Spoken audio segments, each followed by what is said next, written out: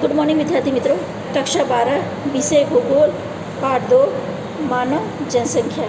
इससे पहले वाले वीडियो में हम लोग ने ग्रामीण जनसंख्या की चर्चा की थी। यहाँ पर हम शहरी जनसंख्या की चर्चा करेंगे। शहरों में उद्योगों का विकास हुआ है, साथ ही साथ सुख सुविधा की सामग्री आसानी से मिलती है। नौकरियों का विकास हुआ है। गांव दिन प्रतिदिन खाली होते जा रहे हैं और शहरों की जनसंख्या बढ़ती जा रही है, जिसकी वजह से शहरीकरण की तीव्र गति से समस्या देखने को मिलती है।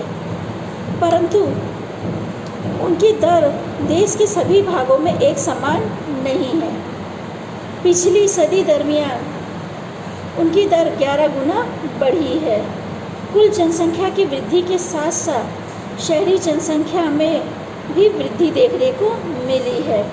शहरी जनसंख्या में गोवा 62.17% प्रथम स्थान पर है और दूसरा है मिजोरम जो 52.21% दूसरे स्थान पर है।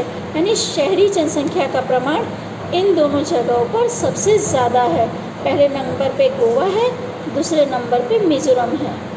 महाराष्ट्र, गुजरात, तमिलनाडु, कर्नाटक, पंजाब, हरियाणा आदि राज्यों में शहरी जनसंख्या का प्रमाण राष्ट्र की औसत से अधिक देखने मिलता है, जबकि हिमाचल प्रदेश, आसाम, बिहार, उत्तराखंड, त्रिपुरा, राजस्थान आदि राज्यों में शहरी जनसंख्या राष्ट्र की औसत से कम देखने मिलती है।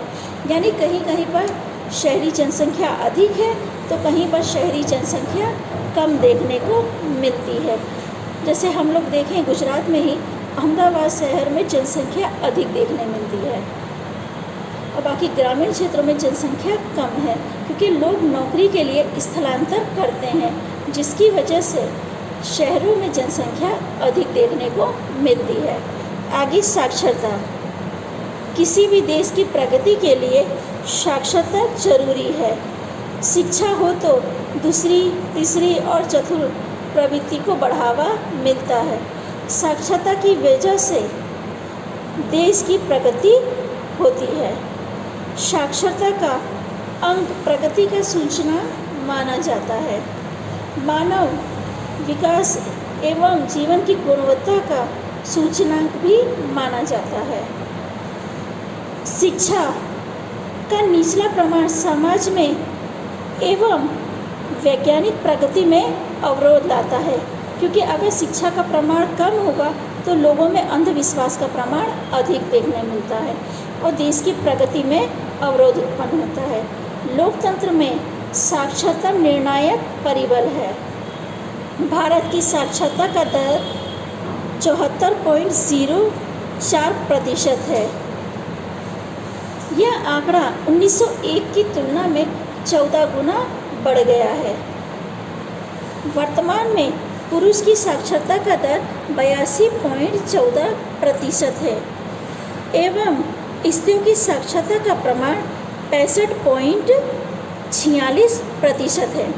पुरुषों का प्रमाण शिक्षा में अधिक है, क्योंकि पहले से समाज में पुरुषों को पढ़ाया जाता था।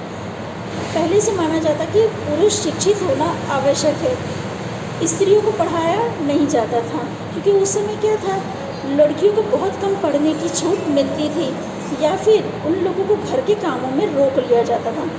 इस वजह से स्त्री शिक्षा का प्रमाण कम है। पर आज वर्तमान समय में स्त्रियों का भी शिक्षा का प्रमाण अधिक देखने मिल रहा है। पिछले 60 वर्षों में पुरुषों की तुलना में स्त्रियों का साक्षरता दर में भी तीव्र गति से उत्साहजनक परिवर्तन देखने मिल रहा है। साक्षरता का अंक देश में शहरी क्षेत्र एवं ग्रामीण क्षेत्रों में अलग अलग है। सामाजिक एवं धार्मिक समूहों में अलग अलग देखने को मिलता है। साक्षरता के प्रमाण में केरल में 94% सबसे अधिक साक्षरता का प्रमाण है। यानी भारत में केरल प्रथम स्थान पर है साक्षरता के प्रमाण में, और सबसे कम साक्षरता का प्रमाण बिहार में है जो 61.8% है। यानी सबसे अधिक या प्रथम स्थान पर केरल है जहाँ पे 94% लोग पढ़े लिखे हैं। पर अब ये आंकड़ा पहले का है। इस समय माने तो वहाँ पर शिक्षा का प्रमाण और भी अधिक बढ़ चुका है। देश में 16 राज्यों एवं 7 केंद्र शासित प्रदेशों में साक्षरता का प्रमाण राष्ट्र की औसत से अधिक है। यहाँ पे देखो एक कोठा दिया हुआ, इसमें साक्षरता का मात्रा की तुलना की गई है। स्त्री, पुरुष और कुल दिया हुआ है, यानी दोनों का कितना प्रमाण है। यहाँ पे विश्व में दिया है, यहाँ भारत में दिया है।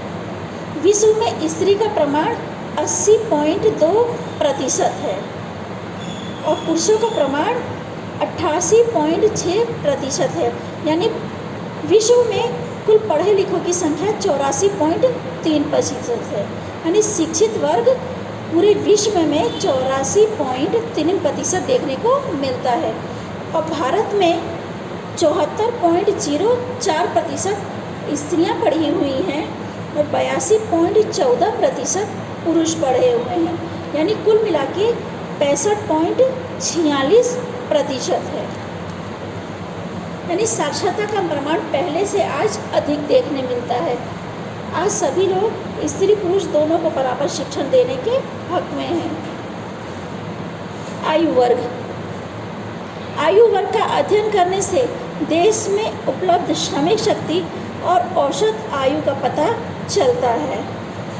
आयु वर्ग के आधार पर जनसंख्या को मुख्य 3 भागों में बांटा गया है। किशोर वर्ग है जो 15 वर्ष से कम आयु वाले हैं, जो 15 वर्ष के बाद युवा में गिने जाते हैं। दूसरा है युवा वर्ग जो 15 से 59 वर्ष की आयु है, यानी जो श्रमिक वर्ग माना जाता है, जो देश के विकास के लिए महत्वपूर्ण वर्ग है। तीसरा है प्रौढ़ वर्ग जो 60 वर्ष की आयु से अधिक होता है। जैसे मैंने आप लोग को पहले कहा था कि मृत्यु दर अब नीचे हो गई है और चिकित्सा की वजह से आयु का प्रमाण अधिक देखने मिलता है। यानी 60 वर्ष के बाद लोग वृद्ध में गिने जाते हैं, पर ऐसे वर्गों का भी प्रमाण अधिक देखने मिलता है। 2001 की भारत की जनगणना अनुसार 29.7% वर्ग की जो जनसंख्या है वो किशोर वर्ग में थी। यानी किशोर वर्ग में यानी 15 वर्ष से कम के बच्चे 29.7% जनसंख्या किशोर वर्ग में आ रही थी और युवा वर्ग में 64.8% जो वर्ग मेहनत करता है या श्रम करता है वो 64.8% सबसे अधिक है और प्रौढ़ वर्ग का प्रमाण 5.5% है जो कम है। 2011 के आंकड़े का विश्लेषण करें तो किशोर वर्ग की प्रतिशत पहले की तुलना में नीचे गई है, जबकि बाकी के दोनों वर्गों में वृद्धि हुई है। जन्म दर में कमी एवं औसत आयु बढ़ने की निशानी है। शहरों की तुलना में ग्रामीण क्षेत्रों में किशोर वर्ग एवं प्रौढ़ वर्ग की जनसंख्या का प्रमाण अधिक है, जिनसे देशों में नागरिकों का जीवन स्तर ऊंचा आया है। क्योंकि जो प्रौढ़ होते हैं ना या जो वृद्ध हो गए होते हैं वो अपने गाँव में ज़्यादातर रहना पसंद करते हैं और जो युवा वर्ग है वो नौकरी के लिए शहरों में रहता है, जिससे शहरों का जो जीवन स्तर है वो ऊंचा आया है। उन देशों में प्रौढ़ जनसंख्या का प्रमाण अधिक होता है। आगे है व्यवसाय लक्षी ढांचा। भारत में व्यवसाय लक्षी ढांचे का अवलोकन करें तो हमें उसमें आर्थिक पिछड़ापन का ख्याल आता है, क्योंकि भारत जो है वो कृषि प्रधान देश है। यानी यहाँ पर ज़्यादातर लोग कृषि क्षेत्र में रोजगार प्राप्त करने के लिए प्रयत्न करते रहते हैं। कृषि क्षेत्र में रोजगार प्राप्त करने के लिए लोगों का 54.6% जनसंख्या कृषि क्षेत्र में कार्य करती है। देश की श्रमिक शक्ति में स्त्रियों की भागीदारी 23.3% है और बाकी जो स्त्रियां हैं लगभग 65% जो स्त्रियां बसती हैं वो खेती के साथ जुड़ी हुई हैं। स्त्रियों का झुकाव प्राथमिक क्षेत्र की प्रगति में अधिक है। 2011 के आंकड़े के अनुसार देश में गौर खेती क्षेत्रों में रोजगार की वृद्धि प्रगति की निशानी है। भारत में व्यवसाय लक्ष्य में खेती मजदूर, गृह उद्योग एवं अन्य उद्योग में लोग जुड़े हुए हैं।